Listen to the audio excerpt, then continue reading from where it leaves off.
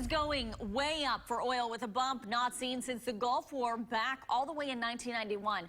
The reason, an attack on Saudi Arabia's oil production system.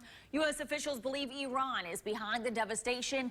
Iran denies it. While President Trump is prepared to retaliate, some experts say he may not need to because of a record-setting oil boom going on right here in the U.S. Sinclair's chief political correspondent, Scott Thuman, shows us.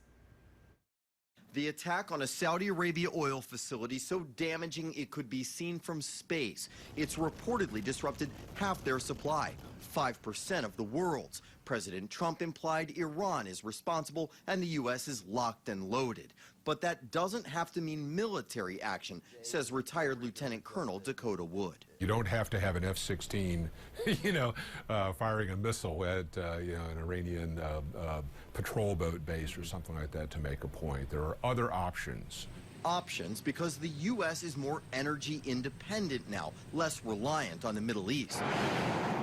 We recently went to the Permian Basin in West Texas on assignment for Full Measure to see the crude oil and natural gas boom from new drilling and fracking techniques. There's some estimates that put it by 2025 to be exporting upwards of 8 million barrels a day. More than Iraq.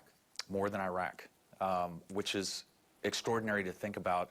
I remember when I graduated from law school in 2003, my law professor said this is a dying industry. We won't be producing anymore. Experts believe it erases worries of ever returning to gas shortages and the panic at the pump like in the 1970s. We are now a net oil exporter, which means that the American market is much better protected. Does that allow this administration to be more bold in its reaction? Yeah, a lot more flexibility. If you're independent, a lot more freedom.